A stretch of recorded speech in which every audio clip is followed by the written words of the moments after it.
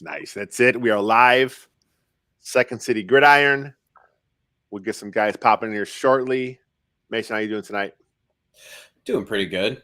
Friday night. I know you were saying things ran a little long. Same on my end. I had like a meeting before this, between work and this. So, I mean, it was fun. Tons of Yeah, fun. I was at the real job and I was kind of busy. And, I got home and I had a couple things I had to do. And I'm like, realized, man, I forgot to get the StreamYard set up. I better hurry up and get that going.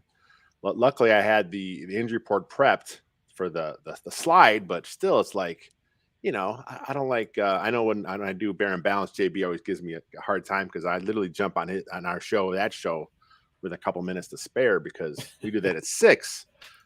But I work home that day, so I shouldn't have that issue. But here I am. So as soon as I share all these to our Twitter page and our Facebook page, we can get the podcast started. You any plans this weekend? I am doing an event down in Homewood, Illinois.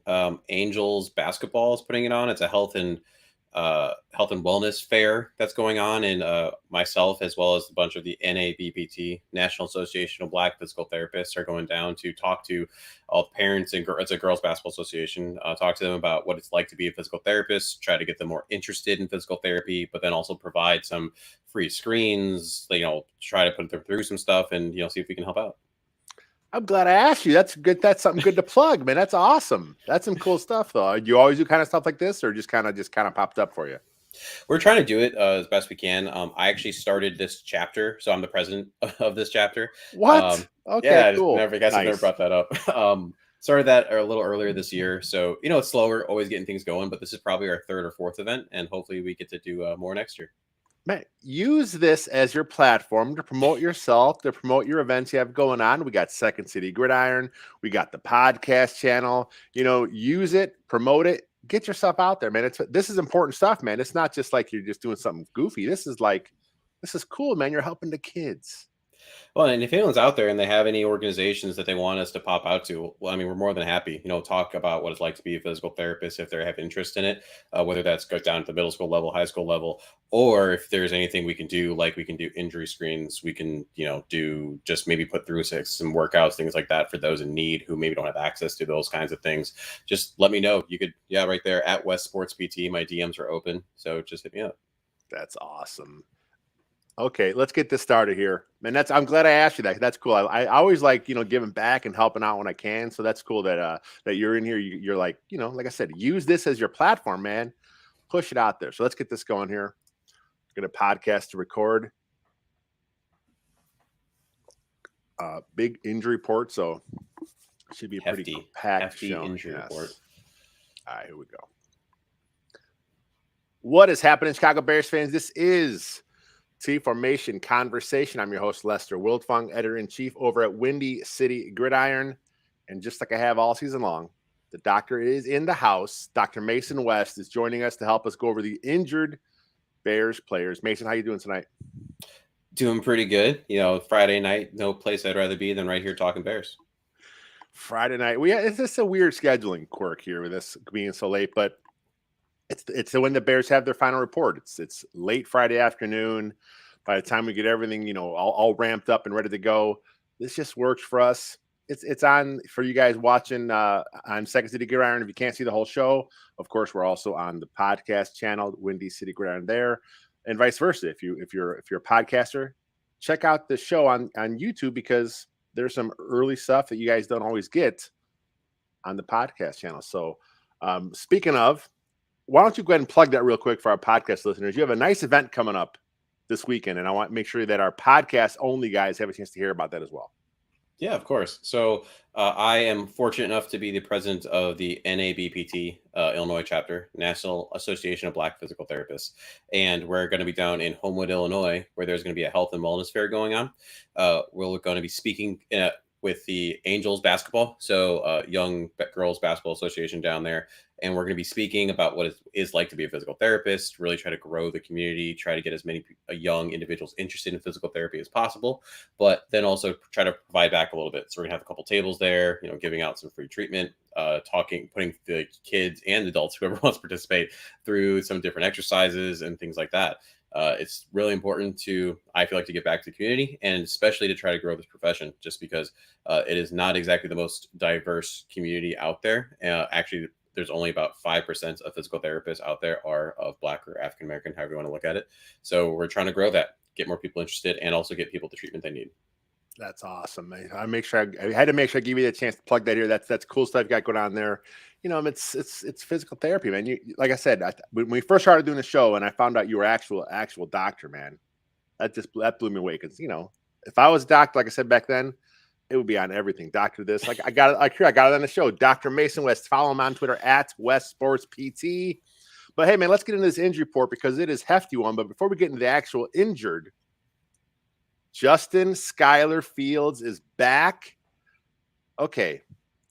I know a lot of fans are concerned over this, because he just had the shoulder injury, the AC joint sprain, which we talked about before. If he's healthy, hey, man, play football. You're a football player. You're healthy. Get out there and play. And I'm sure he's healthy enough to play. What a lot of fans are concerned about is, how healthy is that shoulder? Is he in danger of re-aggravating the injury or making it worse? And that's a really good question. At the end of the day, first of all, football's football, right? I mean, any play, any down, you could get hurt, even if you've never had anything pre-existing. Now, take that thought process and add in an area that is still not 100% healed, right? I mean, the ligaments around the AC joint, so essentially, right, separated shoulder is a robust AC joint sprain. Whenever you have that, any sprain, I don't care if it's grade 1 all the way to grade 4, is a version of a tear. Right. Grade 1, little micro tear. So essentially, if you use your fibers, if you're watching on YouTube, you got this little, they're just slightly disorganized. If you have a grade 4, complete tear. So he's in that 1-2 range where there is a slight disorganization. Now, that does not heal in 1, 2, 3 weeks. So it's healing. It is better than it was when it first happened. But the ligaments that are surrounding that AC joint are, again, disorganized. And now when you put force through it, there is a chance of re-aggravation, to where it was before, if not worse. So to all the people out there saying, like, oh, if you're healthy enough to play, first of all, no one in football is healthy at this stage. Let's get that straight. Week 13, everybody's dinged up at this point. Exactly. But with that too, I mean, some people are hurt worse than others. Justin Fields is a baller. He's a gamer. He wants to be out there. He wants to play against Aaron Rodgers. He wants to try to beat him before Aaron ends up somewhere else. I'm thinking the Jets, but that's a whole other conversation. So no, he is not 100%. Yes, there's a chance that he could hurt this worse, but at the end of the day, he's going to play. So we heard some talk that possibly he may get a shot to kind of numb the pain. Oh my God, rookie mistake. My phone is going off. What is this? Bad. Oh man. So we heard talk about maybe possibly getting a shot to numb the pain. Mm-hmm. Also, could he wear like a harness, extra padding? I mean, there's things he can do to help himself, but still, the right hit at the wrong time, and we're talking about another re-aggravation of the injury. Yeah, so he's going to get an injection. I would be blown away if he wouldn't. And really, like you said, just numbs the pain, makes it so that he can make all the throws he needs to. Because when you make those throws, you have that rotational force, and you have essentially a counter force that happens at the opposite AC joint. So every single time you're pulling on those fibers I was talking about that aren't super happy with you. That injection, probably get another one at halftime. Shoulder shouldn't really hurt at all. Now, in terms of protecting it, harness isn't going to do anything. If it was a shoulder dislocation, you could wear the harness, like Mr. Trubisky did previously when he had his shoulder issues, because he had just a very unstable shoulder. Jalen Johnson's another example of someone that you might see with that. Anthony Miller, I know I'm naming names that everyone's very excited about to hear him me bring back. But you could, in theory, maybe put a little extra padding on there, which you could do some kinesio tape. So if you tape in a certain way, you can actually get certain muscles to activate a little bit better. And if you do that, now you can use the muscles that stabilize that part of the shoulder a little bit better. But, other than that, it's just going to be about him being very conscientious of where he's going, how he's running, trying not to lay the boom, trying not to land on that shoulder quite as much. And then, of course, there's the things he can't account for, like, being tackled on a blind side, the tackles that just end up a little funky. Because, again, it's football. You're going to end up in weird positions. I guess the good thing is there are ways to scheme to help him, but like you said, he's a gamer. When he's out there playing, if he sees a first down and he has to get a first down, I can't see him sliding. I can't see him, going easy. I see him putting it down and making a play. And the same thing, like I said, he could be doing some quick game stuff. They could move the pocket as much as possible, but still, pass pro has been rough all season long. We've kind of seen them break down. Maybe it's a little more stable here. You got Tevin Jenkins back, but as center, you still have some issues. Cody Whitehair's kind of been up and down. Braxton Jones, the rookie left tackle, has been, his pass pro is not nearly as good as his run blocking. Riley Reef, he's injured. We'll talk about him a little bit. So, there's some issues there up front. Maybe they'll rely on David Montgomery, Darrington Evans. Maybe Kerry Blasingame gets involved in some quick stuff. Bayless Jones gets more than 2 carries. Bayless Jones may get some more jet sweeps, but they're going to, I'm sure, scheme around helping him as much as possible. But like you said, he's a gamer. He's out there. I'm sure they'll pull back some of the carries. I heard you talking about on your show last night, Bare Bones at 5:00 every Thursday. I heard you talking about this here with Danny. I can't see him getting 15 to 18 carries. Hopefully they scale that back as far as the designed runs. Don't you think?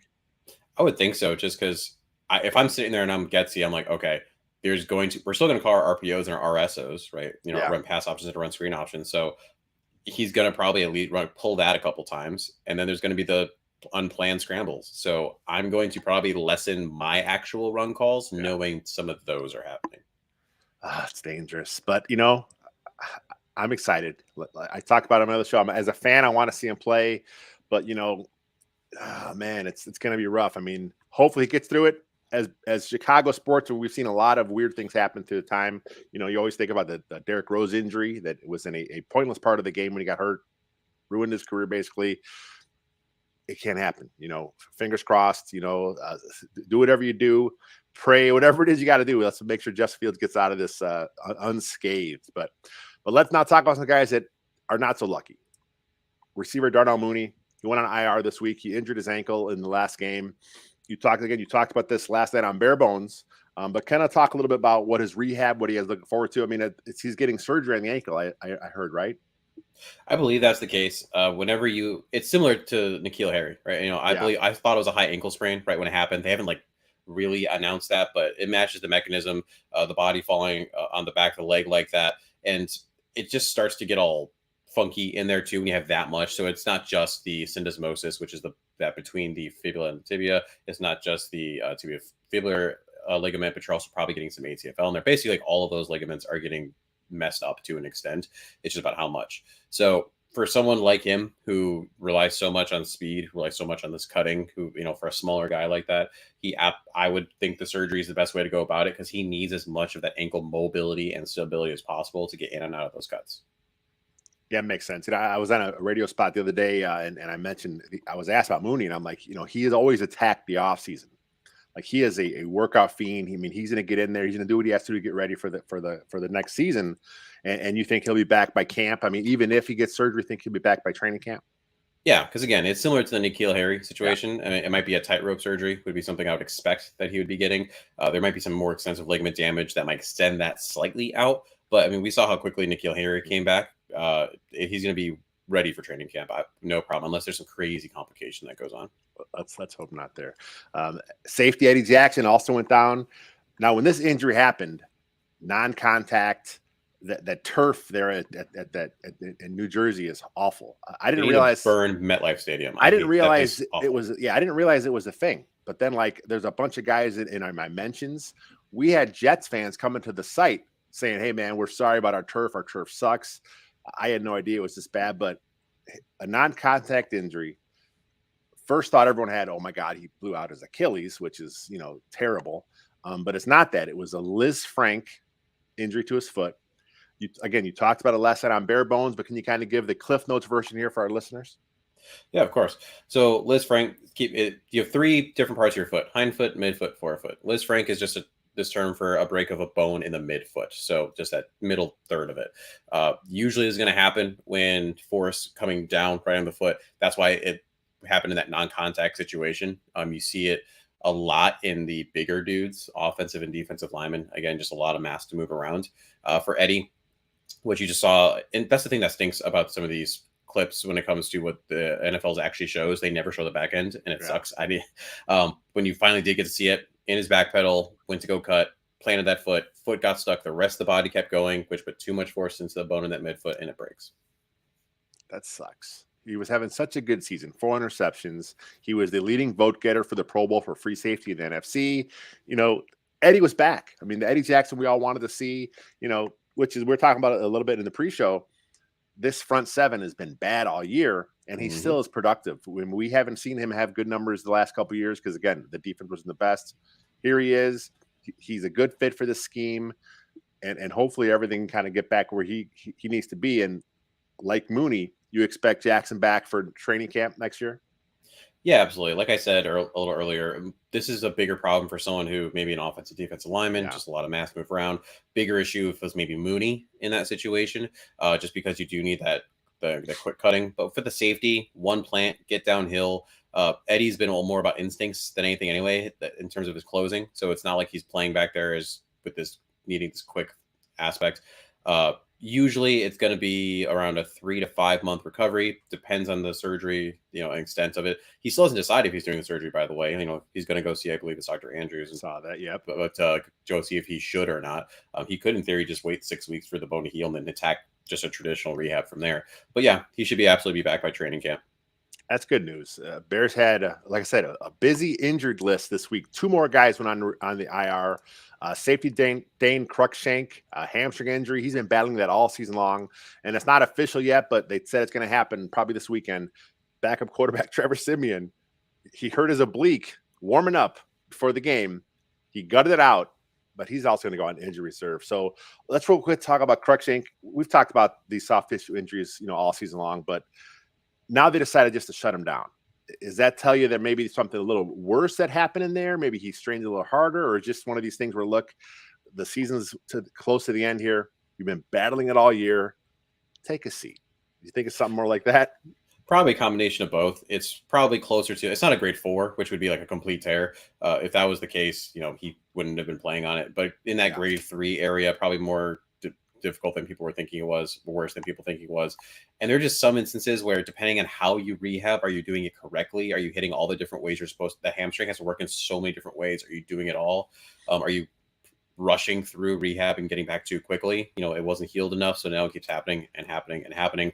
I mean, in theory, he probably should have just been shut down earlier. But at the same time, how much are you missing a Cruikshank? It's just better to just say, hey, let's just shut it down. This is a losing season. We don't really need you. I mean, you've played 0 snaps on actual defense and just been a special team guy. Maybe I might be wrong. Maybe he has 1 snap, but I haven't seen it. I can't recall that. Yeah. So you got Eddie Jackson down, Cruikshank down.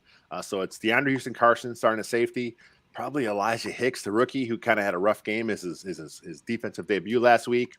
And then AJ Thomas came up from the practice squad to probably get those special teams reps. So, they have some options. It'll give the Bears a chance to see some younger players. Maybe someone flashes. Cruikshank was only on a 1-year deal, so he was probably only going to be here this season anyway. Maybe that gives them a chance to kind of test out some young guys to make sure they have that core special team guy moving forward. And then Trevor Siemian, we talked about the oblique a few weeks back. It's by the love handles. I forget what player it was, but I always remember that now. Oblique is near your love handle area. How does he injure that? Just warming up. Was there something prior to that, you think? So it makes a lot of sense for a quarterback. Okay. The oblique does rotation, right? It does give stability to that lateral trunk under the left handle, as you put it. As you're going to throw, it helps you stabilize through the core as you're turning. So more likely than not, it was probably on a throw. Just had probably too quick of an eccentric or a lengthening phase. So my guess would be it was probably his right side, if I had to guess. I mean, they didn't say what it was, and it wasn't like it was very obvious when he was out there playing. But yeah, it's just one of those things where usually the reason that something like that's happened wasn't stabilized properly through the core, overly rotating through the spine, not using the pelvis enough, and then boom, you get an oblique strain. So they talked about he got a shot in the game, which kind of helped him gut it out. And, we saw him. He's a gamer. I mean, he's a pro. I mean, this was his. He talked about it at the post-game press conference. He was kind of embarrassed. He got hurt. He had to play because you can't wait till week 13. You finally get your shot, hurt yourself in pregame. So he was going to play that game. I was a little surprised that it was so bad. Where now they're talking surgery. So it's like, wow. So the Nathan Peterman era, we were really close to having this actually happen. But like we talked about on the top, Justin Fields is back. Peterman, hopefully we never have a chance to see him play at all because he has not been very good. But that leads us into the actual injury report. And it's a pretty lengthy one here for the Bears because they got 3 guys out. Larry Borum, ankle knee. We kind of saw him got hurt towards the end of the game against the Jets back then. Did you happen to catch? Was he rolled up on? Did you happen to catch anything with Borum's injury? I actually didn't catch it at all. I have a nice scoured trying to find exactly the moment that it happened, and I couldn't grab it. So Borum was just playing because Riley Reif was injured and he hurt his back. Reif's also in the report. He's questionable, but he practiced in full today. So I'm guessing they're going to have Riley Reif back out there at right tackle spot. Going back also to the guys that are out, Jaquan Brisker and Kyler Gordon, the rookie dynamic duo in the defensive backfield. Concussions. We've been talking about concussions all season long. It's just one of those things where there is no set time frame, right? I mean, it's, some are good, some are bad. I heard Danny talking about it, on your guys' show, last night on Bare Bones. Same kind of deal. You never know what's going to happen. It's light sensitivity, it's headaches, it's migraines, it's whatever it may be. Who knows? I mean, the time frame on these guys, it just looks like they're going to be out for a while. Yeah, and that's the thing. You have a situation where you have like a Matt Stafford who gets a concussion out for 1 week and is back, no problem. Then you have other situations where it's a multi-week, month. I mean, there are people everyday lives who get concussions, whether it's in sports or maybe on their job, and they have it for years. And part of it is just the mystery of the brain a little bit. Honestly, we kind of understand it, and part of it is because you don't get proper treatment. To be completely honest, I think there's some really bad concussion physical therapy out there, so that's just my soapbox. But like you said, there's so many symptoms that you have to deal with. Some of the, like you said, light sensitivity, sound sensitivity, headaches, vision disturbances, vertigo, dizziness, and now you also have mood swings. And so now all of a sudden you're affected in terms of that. And like, do you want to even go and do rehab because your mood is affected because of this concussion? And every single one of those symptoms have to go away at rest. And then you can start to do light activity. And as soon as you get spikes of those symptoms, you got to shut it down again. And so you literally need to go through all these various stages of increasing your activity without symptoms before you can move on. And part of the problem is, A, there is no imaging test for a concussion. There just isn't. It's symptom-based. And B, because it's symptom-based, and which is very subjective, you're having to hope that the player is telling you the truth in terms of actually coming back. I mean, there's little things you can look for, like there's certain ocular tests and things like that, but man, it's a hard thing to deal with. It's not like a knee where okay, here's this imaging, here's that imaging, here's these strength tests. Okay, cool, you're good to go. Do they still do the baseline testing? I know there was some talk where, preseason, a lot of teams would do like a baseline testing where they would check I'm not even sure the science behind it, but are you aware of what I'm talking about, or am I just kind of pulling stuff? Yeah, they still do it. They do the baseline testing across, high school, college, and in the professionals. Okay. The problem with it is you can fool that test relatively easily. A lot of times, and I'm not saying I did this when I was a football player in high school, but you can like kind of purposely do kind of bad, and then your baseline score is low. And so then when you go to do your follow-up, it's like, oh, you're fine. Yeah, okay. I knew I heard something about it. I was a little aware, but I'm glad you brought it to my attention. It kind of makes sense. And yeah, I mean, it's true. We talk about Justin Fields, a gamer. That's most football players. That's just how they're built. That's how they're wired. They want to play no matter what. So if they can cheat the system, hopefully through education and awareness, people as understanding. I know, like back in the day, it was smelling salts. It was you're fine. It's you got your bell rung. And these types of things. It's like awareness, understanding of the situation. Because like you said, you can't just go in and check the brain out. You just got to understand what's going on and be safe and smart with your body. Yeah, short little story here. I was doing some coverage at a soccer tournament, and this 12-year-old goalkeeper hit her head on a pole.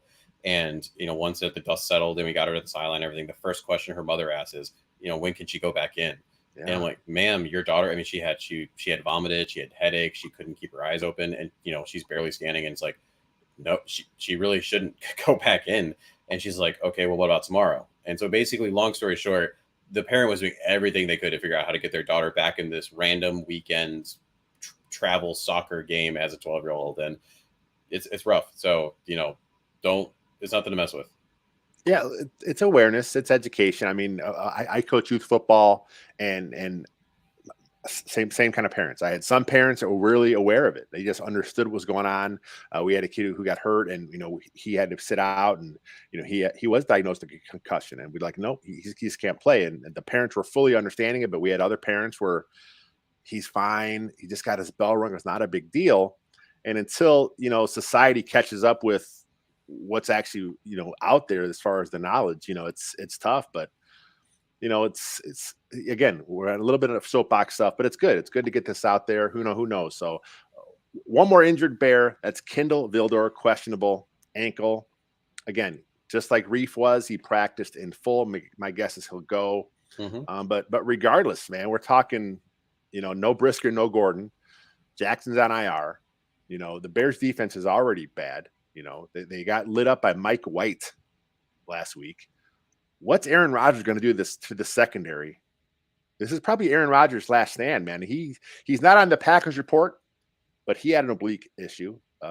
They called it a rib issue. The Packers did. He has a thumb injury.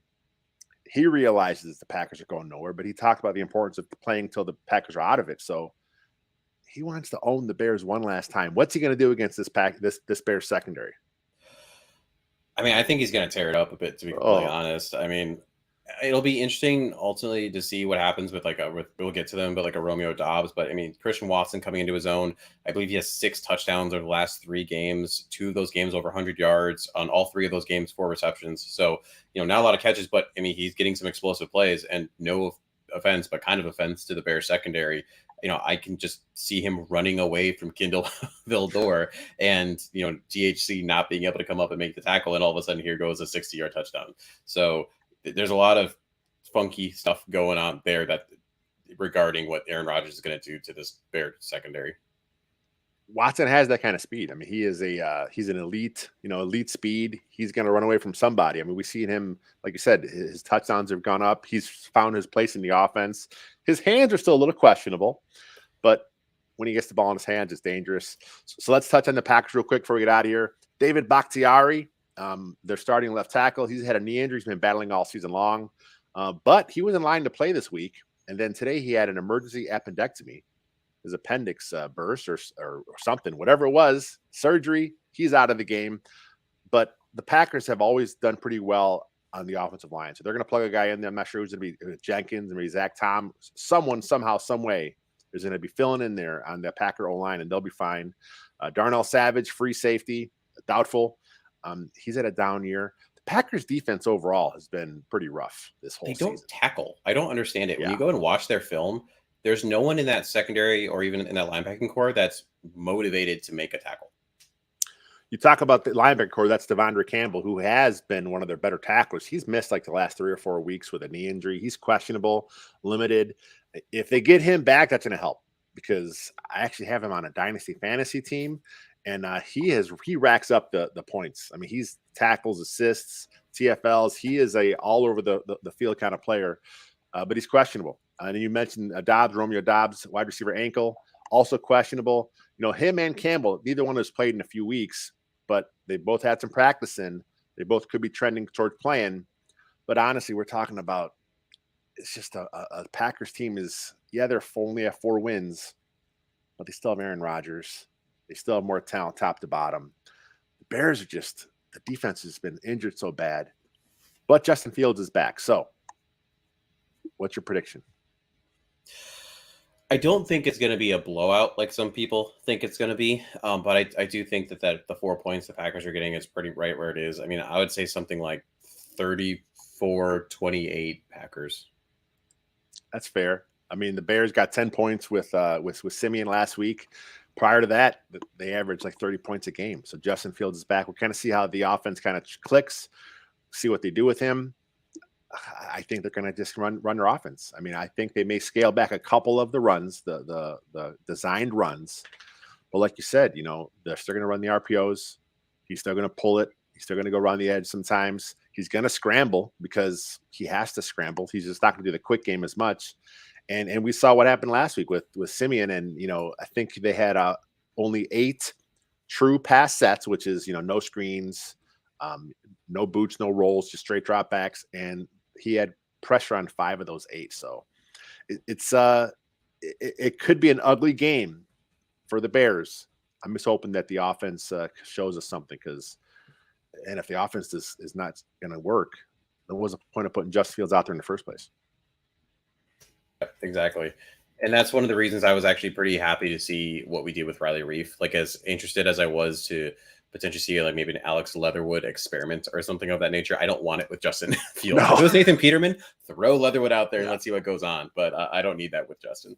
You mentioned Leatherwood. Let's touch him real quick. I mean, he mentioned at his presser that he's been working at a guard and tackle, which, we're still talking first-round draft pick, former first-round draft pick of the Raiders. There is some upside there. Hopefully this regime can unlock that because they're going to have a lot of changeover on that O-line next season because, I mean, who are your locks?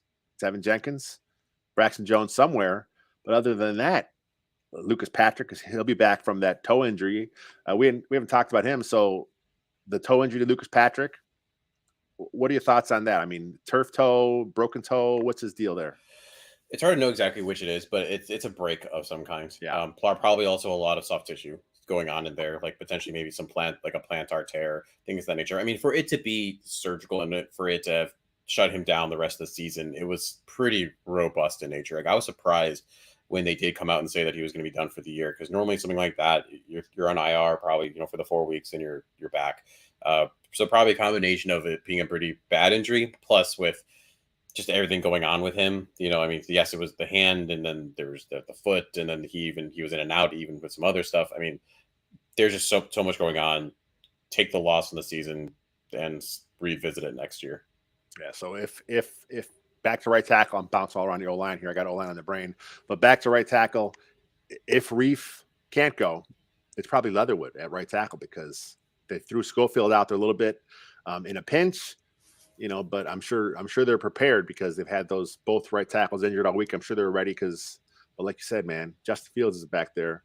If there's any changing going on up front, man, let's get Justin Fields the hell out of there. If the game is not close, anything, get him the hell out of there. You got the bye week coming up. So let's just say Fields did wait and he didn't play this week and any additional bye week. So now you're talking a full 4 weeks from the injury. Do you think that shoulder would be better to go, or do you still think he's going to have some lingering effects this entire season? Definitely better to go. I mean, every single day that passes by that you're not overstressing that joint, it's getting better.